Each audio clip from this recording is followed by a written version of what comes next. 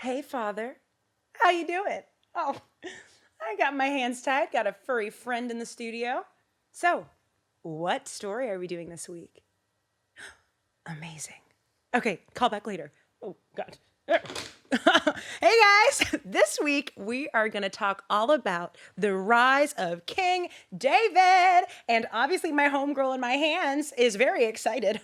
Welcome to another episode of Bible Stories with me, Brianda. And this week, we have a special guest. She is a little puppy dog named Nina Bonina Simone. Everyone shout out Nina. And obviously we got Clara in the back over here. Hey, what's good? Okay, listen. You guys, for those of you who are not watching the YouTube, please head over there because me and my baby niece, Nina, who happens to be Wheezy WTF, her dog, she's the mom. That's why she's my niece. We are matching. She has a lime green bow on her neck that matches my dress exactly, because kids always have more fun with their aunties, right? We're about to go drinking later too, because with me, you get to drink before you're, oh my God, I'm sorry, God. No, never mind, I'm kidding. Anyways, Clara, how are you? Get me out of here. Also, this dog is so hot. Girl, get out of here. Prop dog. Just kidding, guys. Look at how cute she is. Wait, can you cut to the close one? Here. Look at this one. Oh, look at us. Oh, this is how I'm going to be for our Patreon promo. Don't you wanna fund our podcast? It's like, but she's also a designer dog, so how hungry are we? She probably costs like $5,000. I mean, it's borrowed. You're right. It's not We just mine. have rich friends. Yeah, okay? no. I have rich friends. I am not one of them. It's very fun to go to their house when they're giving away clothes. Like these shoes, guys. Give it up for the shoes. Oh, my popola. Here, show them. Where? Here. Okay, is my pussy out? Okay, well, you can show it here too. Okay. Oh my God, wait, no. Whatever, I already did it. You guys look at the shoes. I know that there are people who ask for photos of my feet, so mazel for you guys. It's Anyways, coming. You guys are gonna enjoy that one. Clip that. Clara, I've been dying to tell you about what the last couple of days have been like with her. I just want to let all of you know that I am ready to be a mom. And I want to let you, this camera, and that camera. I want to let all of you guys know that I commanded this canine, this 2-pound canine, I commanded her to pee. I said, listen, Nina, you're on that pee-pee pad, you're going to pee. And she did it! Yes, that was impressive. I'm not going to lie. Thank you. I went, Nina, pee. Yeah. And she did it. So thank you, Mama, for peeing. And she's really hot and tired, so I'm going to put her down. But I want to let you guys know that the last 2 days, I have a cat at home. So I have a gaggle of women, a farmhouse, if you will. I mean, I've never had to be this stressed before. I mean, at night, she doesn't let me sleep. You know, I'm lactating, and I don't know what to do. I like dating. How does the cat love Nina? Well, love Do is they the get word. along? The first night she was hissing like, who's that? And literally, because she's in a crate at night, Collie spent all night sniffing her out. And she was like, oh, she ain't on. So the next day, Collie was like really like just like testing her to see like if she's violent or not. And as soon as she found out that she was a little pansy, she started playing with her. I'll put videos on the stories and stuff of like, my cat's name is Collie, short for melancholy, because I'm a sad girl. She was like galloping. I've never seen my cat gallop playing with her. Oh, when they go like these? Yes, galloping. It's hilarious. And I've never seen so much joy. But let me tell you something. This morning, I had to feed my kids, right? So I'm getting them ready for school. Meanwhile, I'm in the kitchen with my scrubs, cooking them pancakes. And they both, one's gluten-free and the other one eats all the gluten. One of them has an eating disorder. The other one's a fat ass. So, and the fat ass is this one, okay? A little body. She got the body of a Hadid, but the stomach of a sumo wrestler. Because, first of all, this morning, she ate my almost 4-year-old cat's food and her food. Because, you know, cats graze. Cats don't be eaten like, at least my cat. She doesn't like run to it and eat it all. This heifer, she goes to her food, eats her food, and then she sees that other people are eating, and then she'll be like, I'll eat that too. And she freaking ate my cat's food. Well, she's growing fast. Listen, and also, sorry, Wheezy, about that medical bill. If that happens, I will not be able to cover that. But yeah, or like if I have like little pebbles of like my cat under eats. And this girl's eating all of her food. And Kali loves it because she doesn't have to like eat. Anyways, I thought she ate her dinner. And then I saw my cat's food salmon on her whiskers. And I was like, you know what? Being a single mom for the next 72 hours has been really hard on me. I feel like Reba McEntire. You know Reba No. You're fucking Spanish, of course. Yeah. Reba McEntire is a country singer. Oh. She had a show in the early 2000s. It was called the Reba, and it was hilarious. And right now on TikTok, there's a trend using her song. There's where people are están limpiando, they're cleaning. They're like young people in their dorms, like doing the most, and they play that song like they're doing like a lot. So every time I'm holding Nina, I'm always like, a single mom who works too hard, who loves her kids and never stops with gentle hands and a heart. Anyways, I just sing the song and I'm like, wow, this is what it's like. And I'm ready. I want to be a mom. Do you want to be a mom? You want to be a mom or you want a dog? You know what? I want to be a mom and I want to still be a cat mom. I definitely love me cats. Wow. And I'm reminded by this little rugrat, this paquete. She's definitely not a cat. Like, me and my cat are like very much like, all right, ladies, we're having dinner. Everyone's here at prayers. This girl's already eating. Like, she's so rude. Doesn't pray before her meals. We know whose mom she is. Yeah, I was going to say. We know whose mommy she is. She's going to go back to Weezy like, Weezy, she made me pray before. What is that? Like, what are they doing? I just eat. Anyways, yeah, no, I definitely want to be a mom one day, like ASAP. Maybe dog. If I was going to be a dog, it would be her because she's the closest thing to a cat. Oh, okay. For like size-wise? Size-wise, pee-pee pad is super easy. It's like a litter box. Mm-hmm. But do you want to be a mom one day?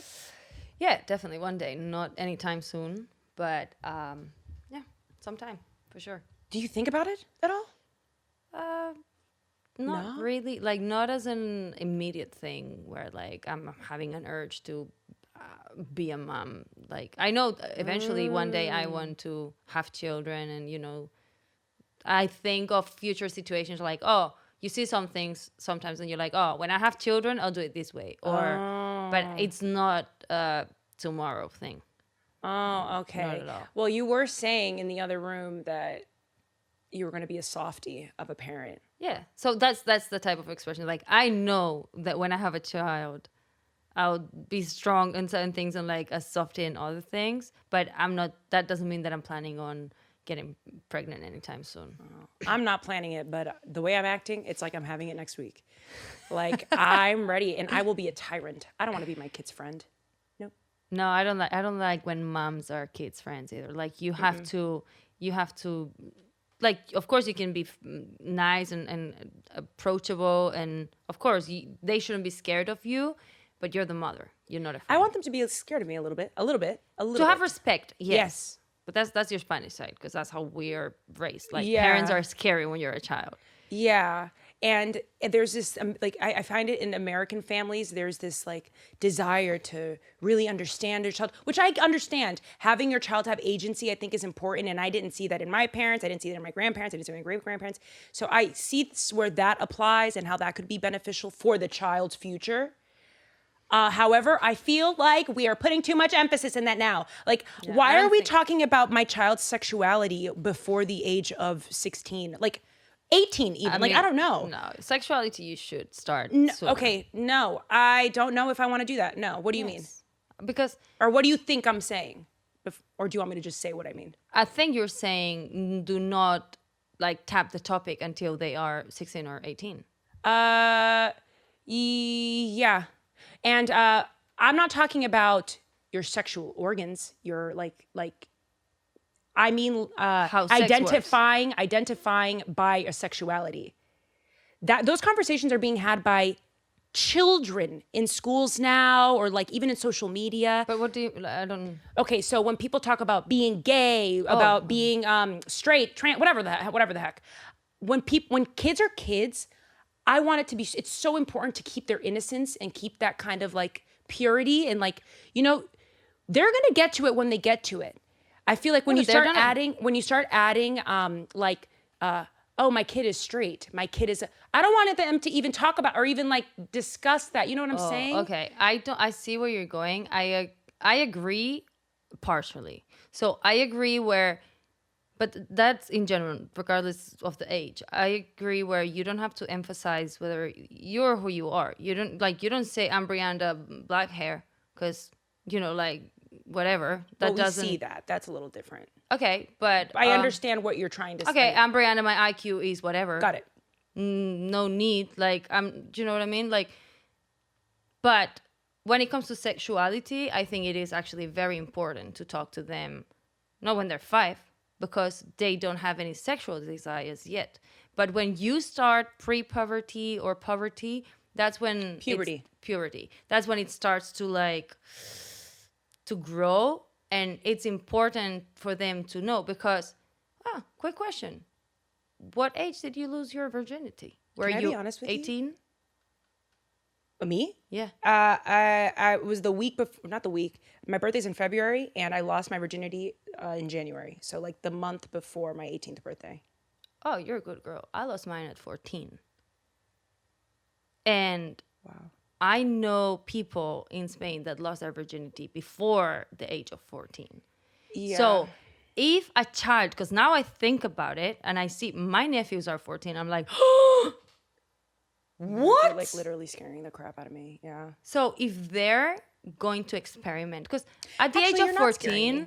at the age of 14, you're still very mature, but you are grown enough to want to experiment. And if you're already feeling that like sexual curiosity, might as well know a little basics. For sure.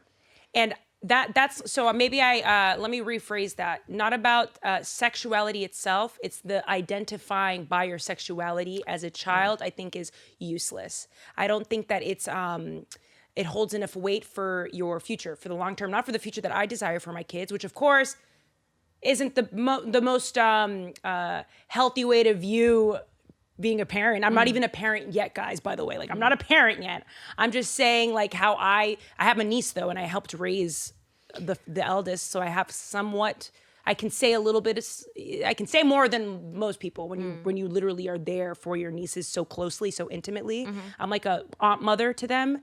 Like, I know what their friends are being taught, and I adamantly oppose it. So if that's now 2021, I can only imagine when I start having children, which won't be till who knows, at least, mid-20s, 2020s, like, I don't know where it's going to be. So I have to be a little more strident with certain things. Wow, I sound like a tyrant. Like I said, I am. I think I'm going to be a tyrant. I don't think you're a tyrant. I do think, though, that it's important that, so to me, your sexual identity starts for everyone when you start having sexual connection, like curiosity, So when you're a pre-teenager, you don't want to experiment with sex per se, but you start being attracted to men, dudes, girls, whatever your sexual orientation is.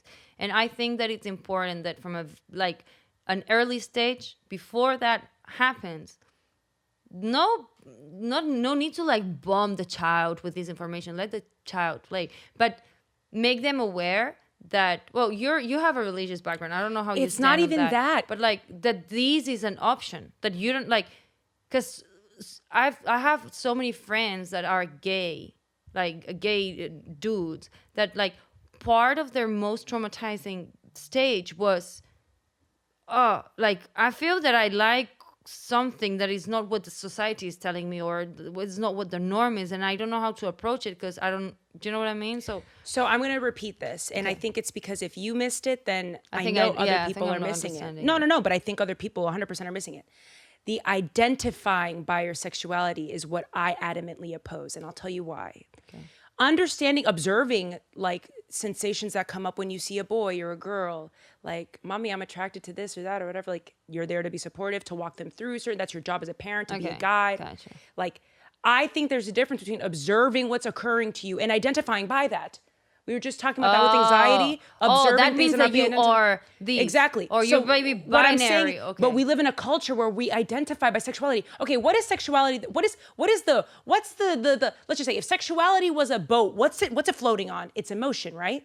Why am I identifying by emotions that are fickle and so like, no, I want to teach them that. I mean, okay, now this is where my religion comes in. You're identified by Christ. You're identified by something bigger than you. That's bigger than me, your mom. Like, that's what I'm saying. Okay. And I understand, but I can see how we kind of differ in some regard, but I think we're mostly on the same page. It's this identifying by a sexuality that we are obsessed with. We're obsessed with it because we're lost. Like, because we deem it as cool. It makes a lot of money. It's really attractive. It's commodified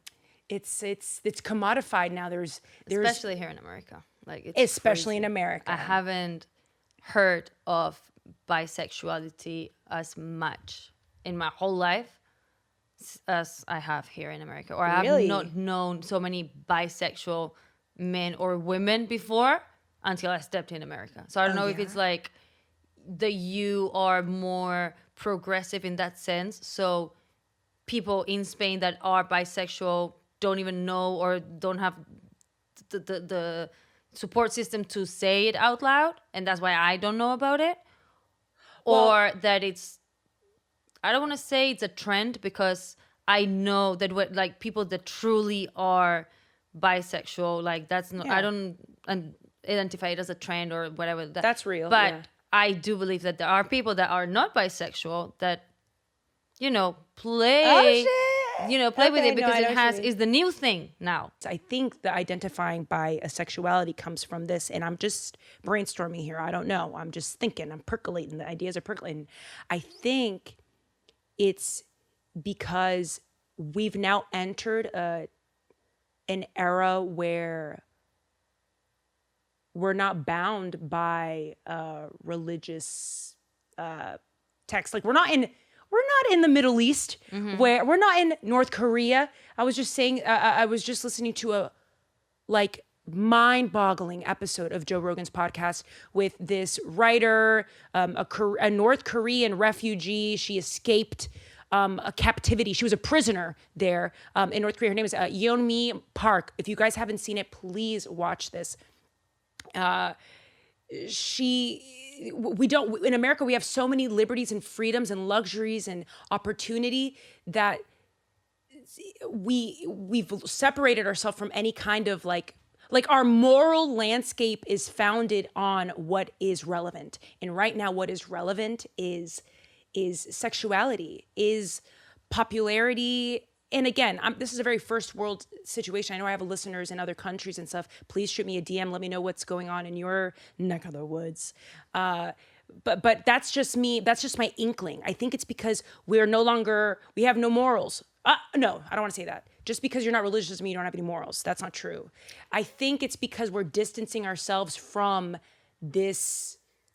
What's the word I'm looking for? No, I see you almost finishing that sentence. I feel like I do agree with you that nowadays there's less and less morals. And I don't think that goes linked with religion because I am not religious. Yes. I believe that I do have very high morals when I compare myself to... Bitch, you have higher morals than me. I know. Yeah. No, when I compare you keep me in check. So, and I see that in society is like, wow. Like, I know it sounds super like conspiracy-wise, but we're losing ourselves. Like, honestly. Didn't I just said that? Yeah. I know, but it's common to hear it from, people that are religious, and now because you're not religious, you're losing yourselves. But I'm even not religious, so I already don't have that filter from religion. And I'm seeing that too. You know what I mean? Okay, we may not even get to a listener question because I want to talk about you, about this. What do you mean by self? We're losing ourselves. What is self? Yeah, that's something. Think about that. Losing ourselves. Okay, let's break it down. Morals. We're losing como perder el norte. Like you're losing your North Star. Yeah, your compass. Maybe not losing the North Star, but the priorities are becoming way more superficial. So the love for the person in general, or the true essence of things. Person being yourself? No, of the Others. other person. Okay. Or not one, but like in general also.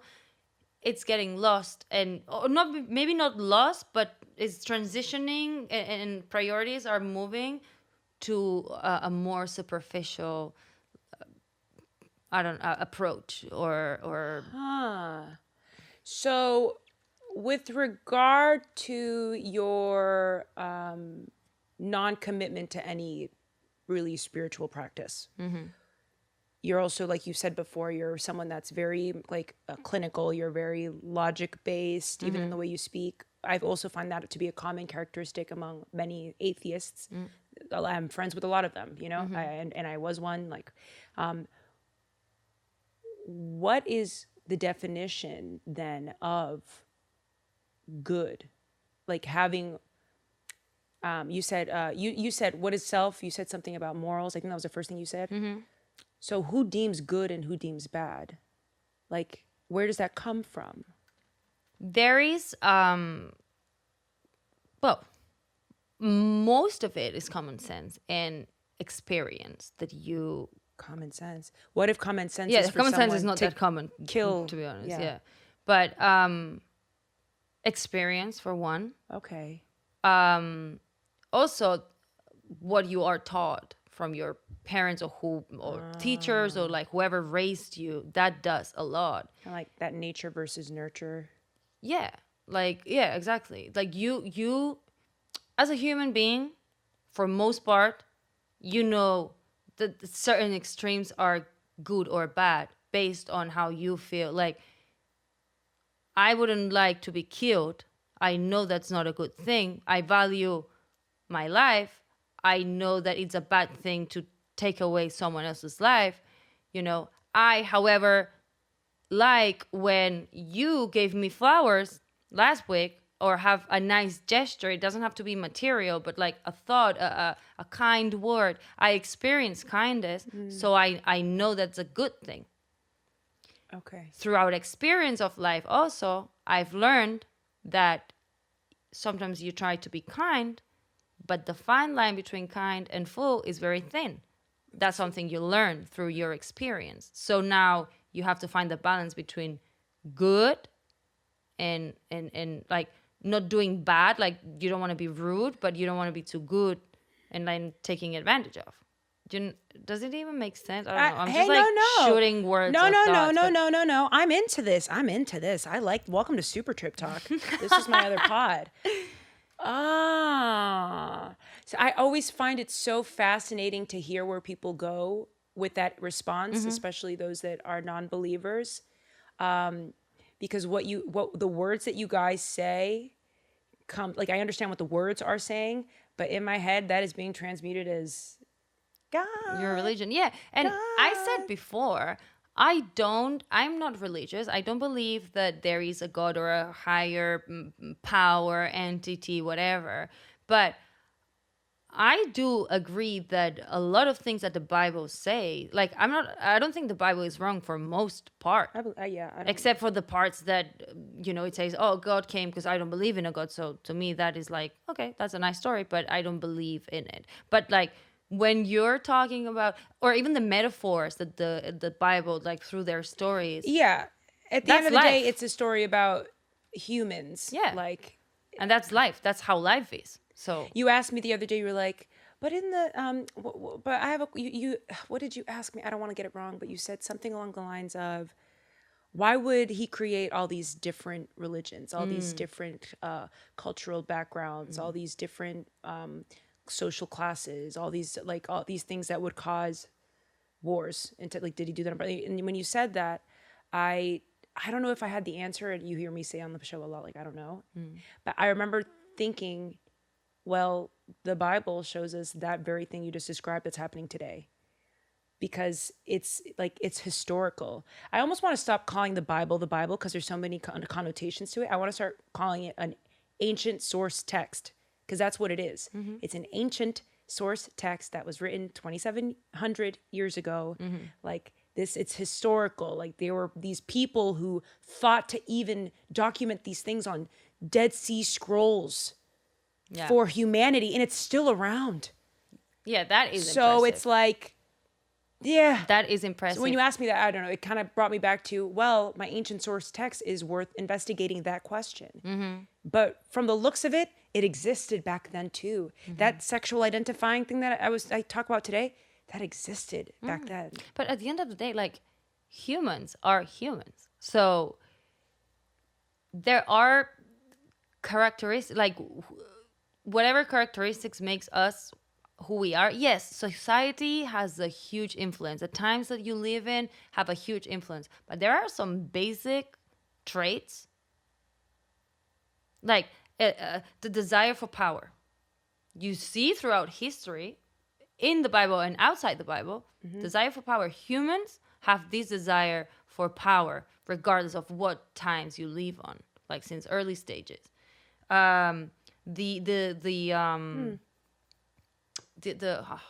Especially white men. Yeah. Oh, and I'm not normally like that way. I'm not like F white men. That's not what I do. I'm just saying, like, historically speaking, that would make sense. Okay, you know what I'm saying. Anyways. Yeah. But like, I don't know, the ego that we have, that is something that you see throughout history. The flirting and the games and the attraction to temptation, where it's like in the verge of good and bad, and you see that throughout history. I'm like, right now I'm talking and I'm in my head, I'm in the medieval times, comparing it to nowadays. A lot of things that, dude, take it even back to like Genghis Khan, like the freaking the whatever, those dynasties or whatever. Like, holy crap, we have been managing our way through humanity, trying to find order in these like wildly disorderly realities. And it's like a cycle. We keep committing the same mistakes, and then we go at it again. We go at it again. We go at it again. Like, I used to have a history teacher that he used to teach history. He would say that history, it's always 2 steps forward, 1 step backwards.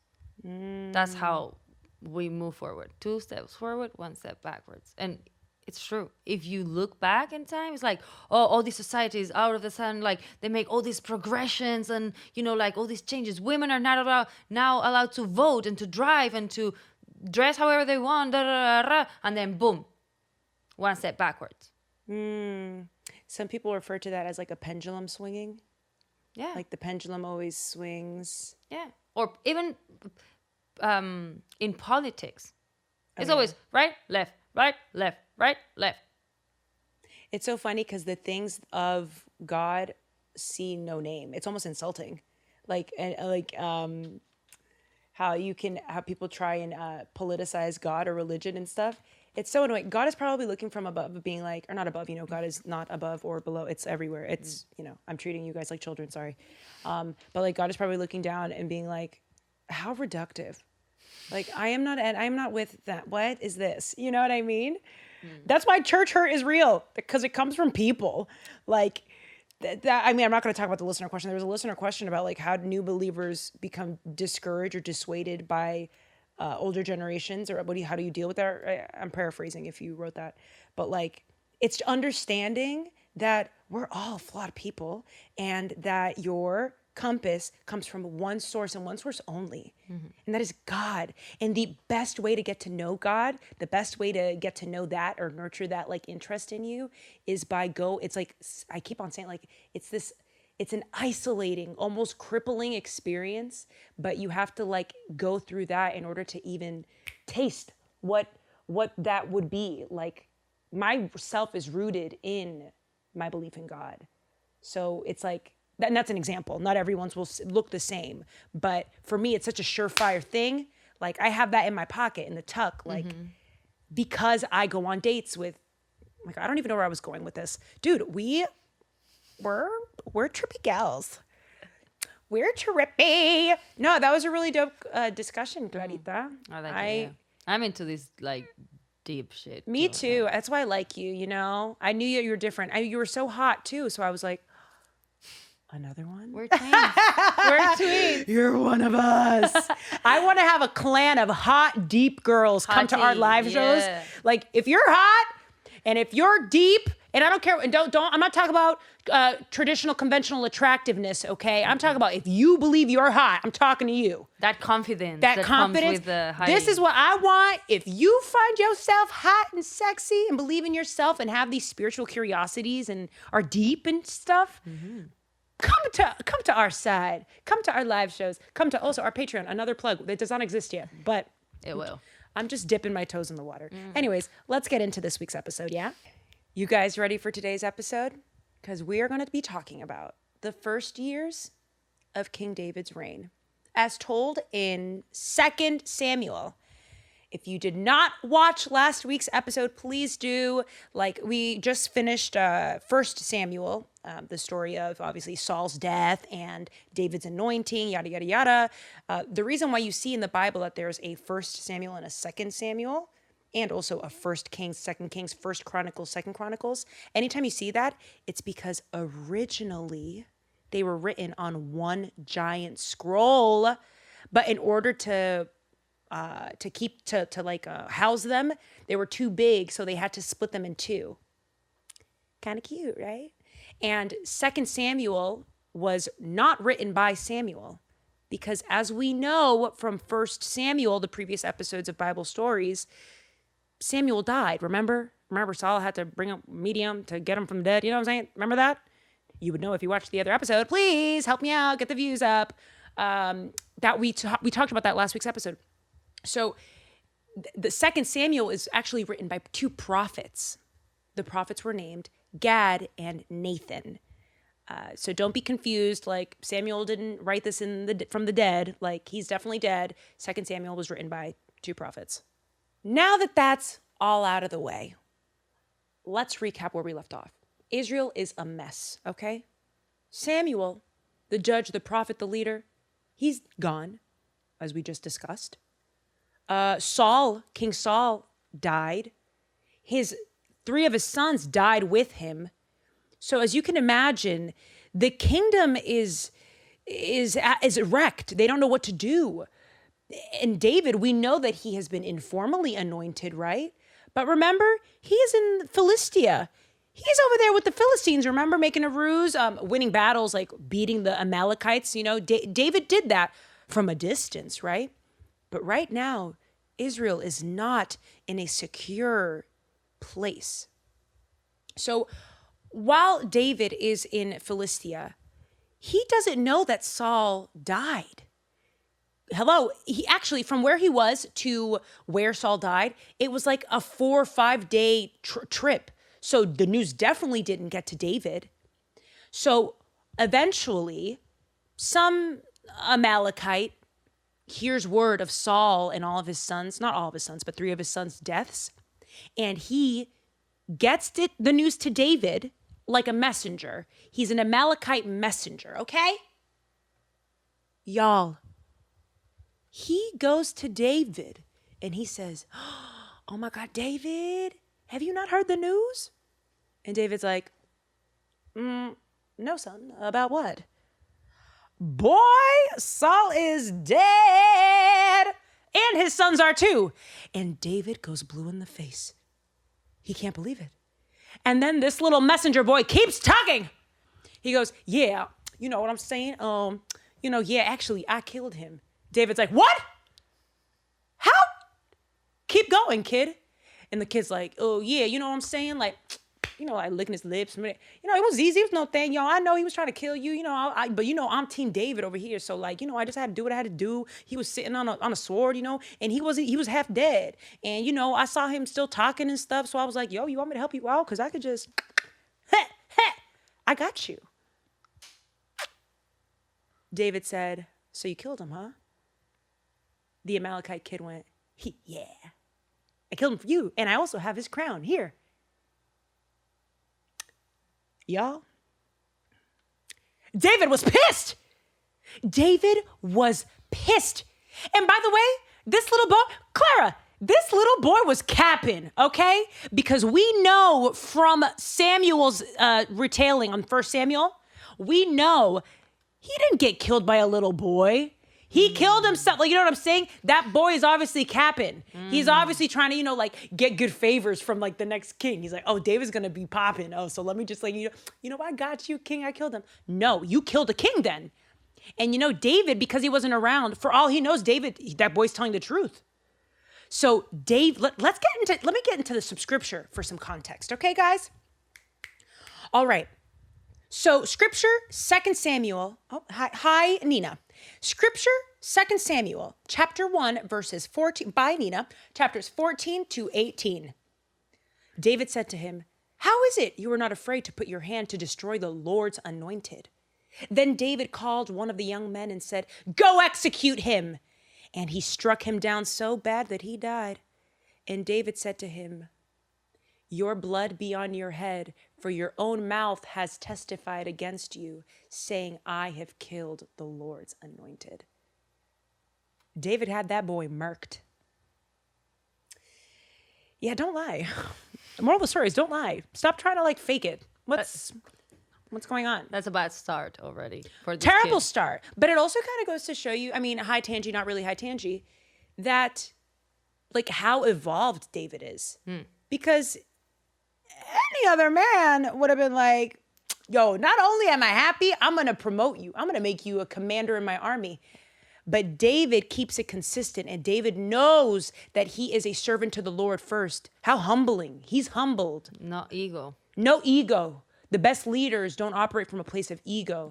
They operate from a place of like community. If he enables this, if David were to enable that, the kiss of death for any society. So the fact that David not only avenges this, Saul, I guess, because he thinks he killed Saul, he ends up mourning after a man who tried to kill him for years, a man who gave away his wife, because, you know, Saul gave away David's first wife. Like, that kind of, I'm not big enough for that. I would have been like, off with his head. I think I am. You are. That's why I'm saying you're very evolved. Not too, like, big myself, but because... No, you are. You're very well adjusted. That's why I'm so fascinated by you, because I'm like, God is here, but you tell me God isn't here, but I say super messed up things and you tell me they're messed up. And I'm like, why do you have stronger morals than I do? What's going on here? And what aren't you telling us? Anyways, let's get back to the story. So now that David knows that Saul is dead, he's now concerned over his people. He's got to let his people in Philistia know I got to take care of some business. My peoples are in trouble. Right? But of course, before you do anything, what do? You consult the Lord. Very good. Clara just pointed up, guys. You guys didn't see it. I wish we had a Clara cam. Well, we do, but you're not catching yourself. We consult the Lord. And David asks God, what do I do? Like, you tell me where you want me to go, where you want me to go, what you want me to do, who do I got to kill? Like, what's good? Tell me what to do. So God says, you need to go back to Israel. And David's like, thanks, Father. Where in Israel? And he goes, I need you to go to the land of Judah. Father, you're not helping me. Where exactly in Judah? I need you to let me know where to go. It kind of reminds me when you're praying to God and like you're not getting the answers you want. It's like, okay, but do I break up with him or not? You know, it's kind of like that. So then God tells him, okay, in the land of Judah, which you guys know of the tribes of that area, Judah is the largest. It's like the state of California. Like it's huge. And God tells David, you need to go to Hebron. David goes over there. And luckily enough, people know that David was informally made king. So they kind of know about him in that area especially. And enough people believe him and know about his story. David and Goliath, all these defeating the Amalekites. They know enough about him. So David becomes the official king of Judah only for now at this time. So during this time, word is getting around in the other tribes, the other territories, where Saul is from, you know, all around Gad and all around these other territories. And Saul's family, of course, with his passing, they want to keep the power within the family. So we've got Saul's uncle and his army commander start conspiring like, oh no, we got to keep it within the family. we need Saul's son to be king, okay? So let's hop into scripture to see, to introduce ourselves to these new characters and a little bit more about what they were discussing. So scripture, 2 Samuel chapter 2, verses 8 through 11. We've got, and before I start the scripture, actually, I want to introduce you to some characters. So Abner was Saul's uncle. And the character name, this name always messes me up. IshBosheth is Saul's son. Got it? Capiche? Okay, Wow. back into scripture. Chapter 2, verse 8. But Abner, the son of Ner, commander of Saul's army, took IshBosheth, the son of Saul, and brought him over to Mahanaim. And he made him king over Gilead and the Asherites and the la. You guys, it's a whole bunch of towns. Don't make me say them. I know you're going to come for me, and I know I'm going to sound dumb, so I'm not even going to bother. Then IshBosheth, Saul's son, was 40 years old when he began to reign over Israel. So at this point, we know, per the context, we know that David is king of Judah, and Ishboeth, that's not the name, Ishbosheth, Ishbom. It's such a difficult name. There's a freaking a hyphen thing, and there's a hyphen in the name. Like, he knew he was important in history. He could have chosen an easier name to pronounce. Yeah, Like, why not Anthony? Okay? Like a really Italian name. Like, oh my God, hi Tangi, did you hear about, we gotta get to the story. Did you hear about Andrew Cuomo? No.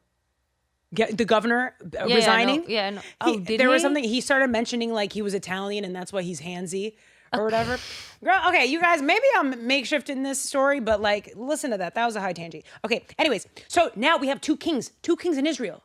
We've got David in Judah, and we've got Ishbosheth in, I said the name wrong again, being king over all the remainder of Israel. Stop laughing at me. Sorry. Is that not the hardest name ever? Of all the names. It's crazy. Like, I'm scared to try pronouncing it. It's very difficult. It's crazy. And I repeat, I will be paid handsomely for all of this one day. But so we have two reigning kings. That's very confusing. And of course, as you know, this may cause a little bit of beef between certain families. You know what I'm saying? After about 2 years of the kingdom having two kings, the families start talking smack, okay? And there are two teams. Think of it like the Olympics. We've got Team David and we've got Team IshBosheth. Oh, I said it right. Anyways, we have Ner, his Saul's uncle, representing Ish. We're just gonna call him Ish. Got it? And then we have Joab representing David. Joab was, I think, David's nephew, and they meet by a pool somewhere because they know at this point that there are two kings running stuff now. So they meet by a pool and they start talking so much smack, like, nah, but David got this. Nah, this is Saul's territory. We repping that Saul lineage, right? They start talking mad smack, they start insulting each other's moms, yo mama jokes, like, oh yeah, that's why your wife DMs me her pussy all the time. Believe that. But they start talking mad smack. So you know what they go, like dudes do always? Let's fight about it. So they started having these little battles, kind of like David and Goliath, where it's like one-on-ones. And each time two people would go one-on-one, like Team David, Team IshBosheth. They would have two, and then they would scuffle. Some would win, some would lose. Of course, David's side, because they have the power of the Lord, wins.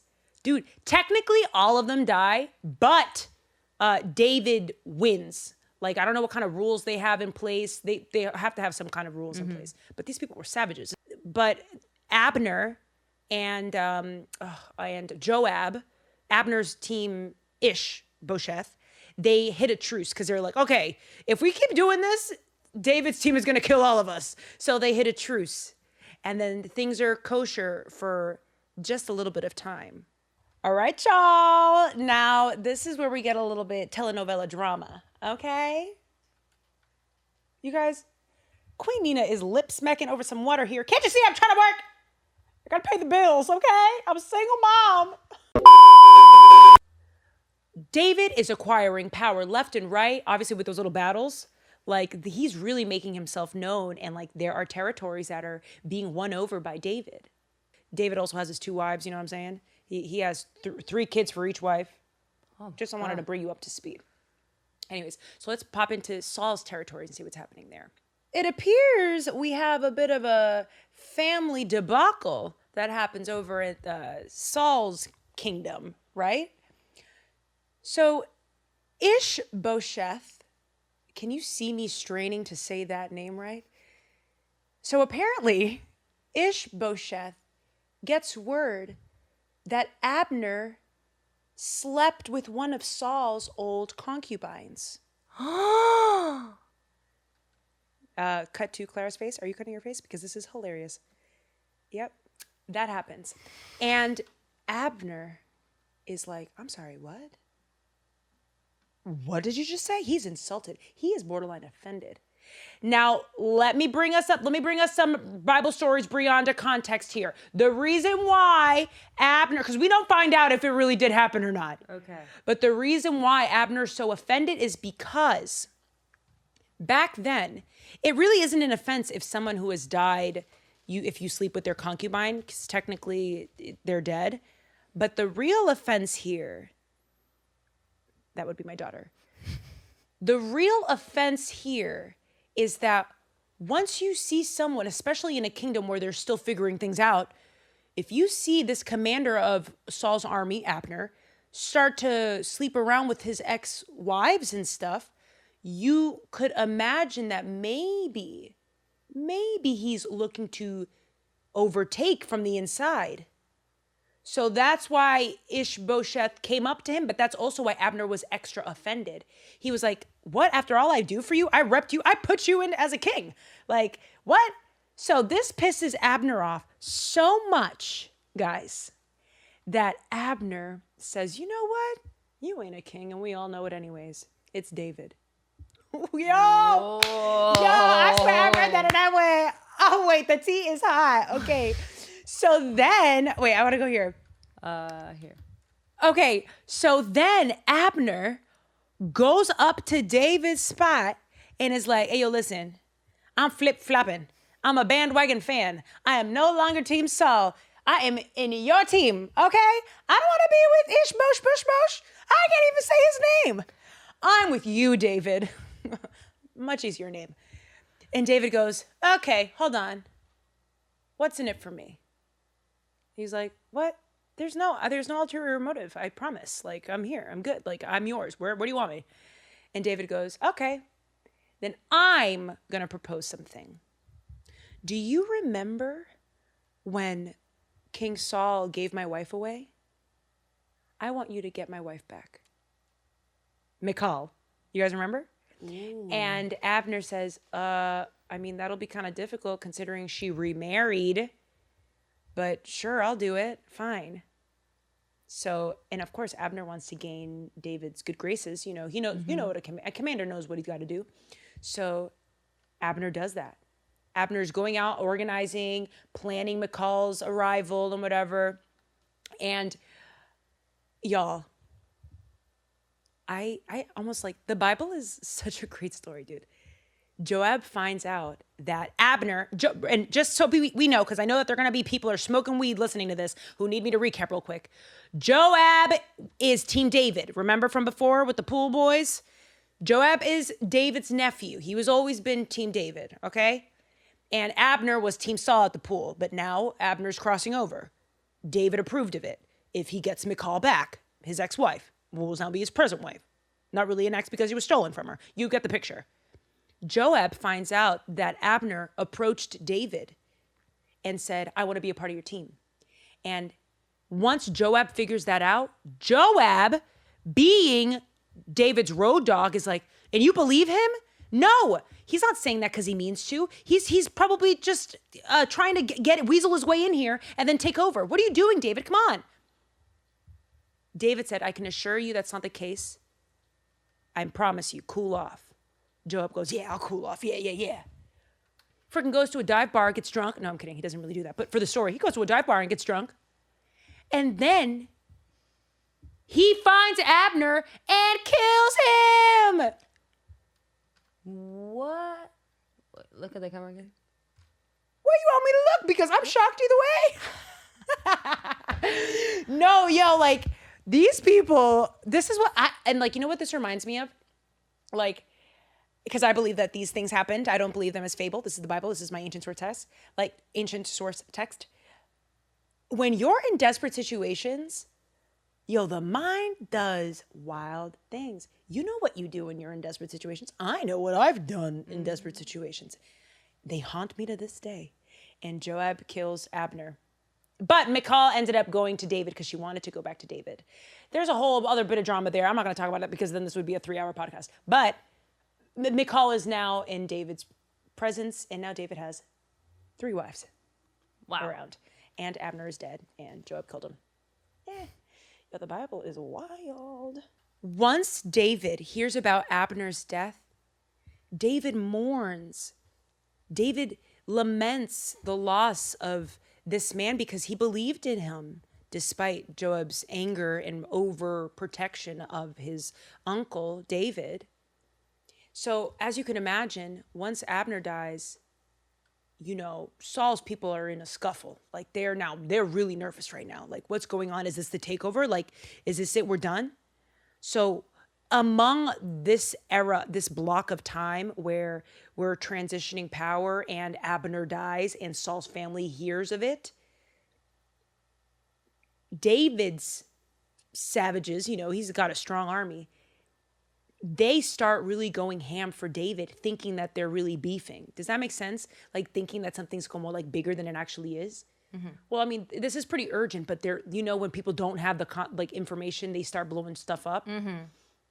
So this is exactly what happens because 2 commanders end up killing IshBosheth during this time of commotion and chaos. Wow. So now they legit they killed another king because he was a king of the other 11 tribes. And those commanders come to David, the ones that killed IshBosheth, and they go, David, we're good. You are now king of all the land. And David goes, what do you mean? The commanders goes, we took care of IshBosheth. You're good. You're basically king of the whole land. It's fine. Should I get a raise? And David goes, what? You killed a king? I'm about to kill yo ass. Because we already know David did it before. It's basically like repeating itself. All these people that think that they want to like be good and I feel like it's because they have dealt with certain kings in the past that would have been like exalted for these things. David is not like that. David's heart was with God.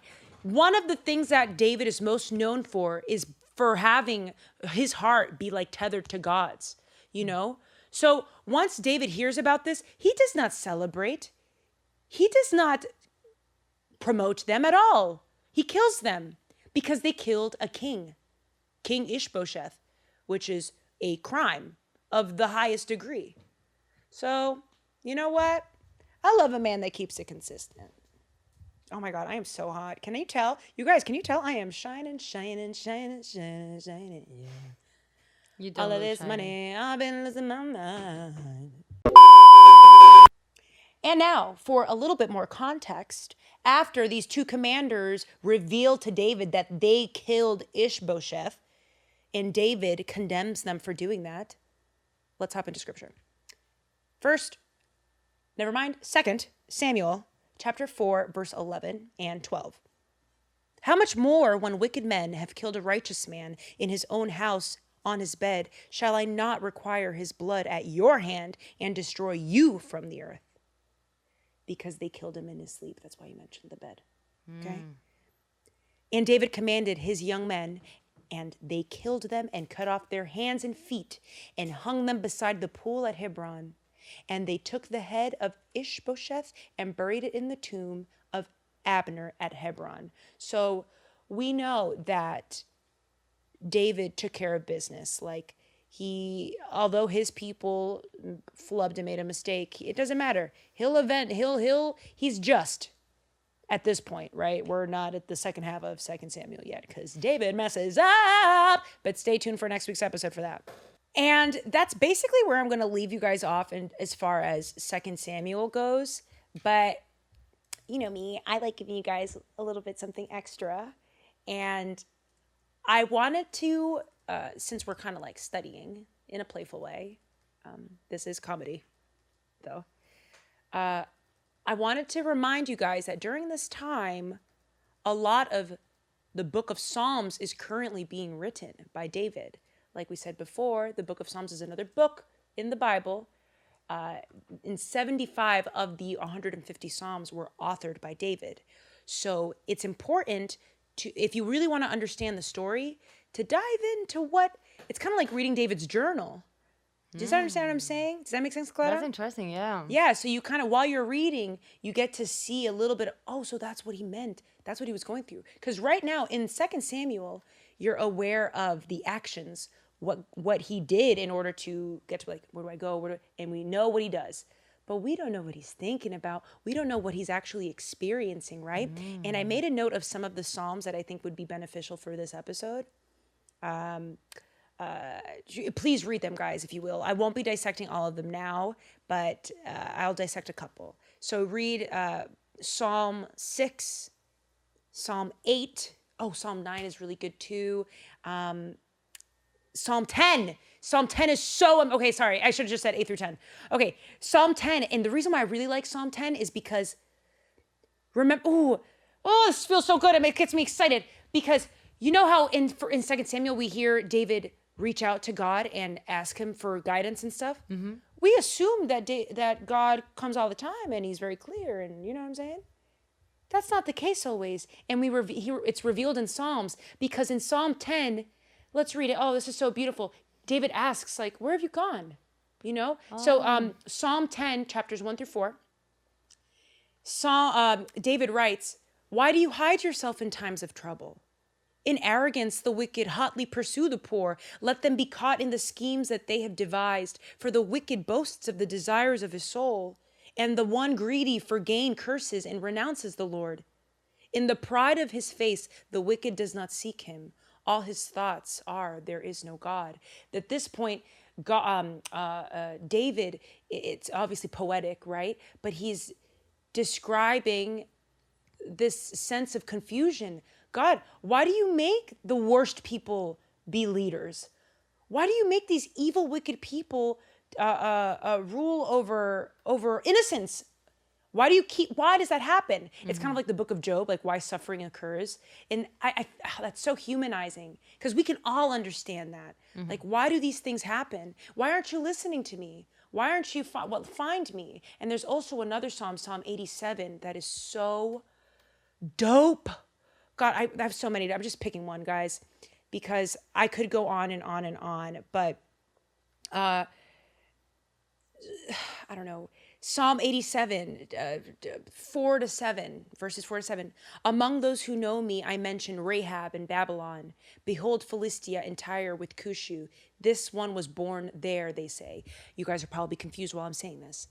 So in Psalm chapter 87 is all about other people, Gentiles, outsiders, foreigners who were brought into the world. David writes about how God creates a home for everybody. And if you're not in his home, he welcomes you to create a home within his home, not apart from it. It's so beautiful. And then he ends that psalm with like, "And so that we can all sing and dance together." Nina, stop biting my shoe. Nina. Moral of the story is, God always provides. But he also invites others to make a home within his. Outsiders are welcome. And our Father rejoices in a diverse home, like what King David writes in Psalm 87:7. "All my springs are in you." Whether that be an anointed king from a holy family line, or Rahab, a pagan prostitute, or the city of Babylon, a wicked town. Listen, God is love.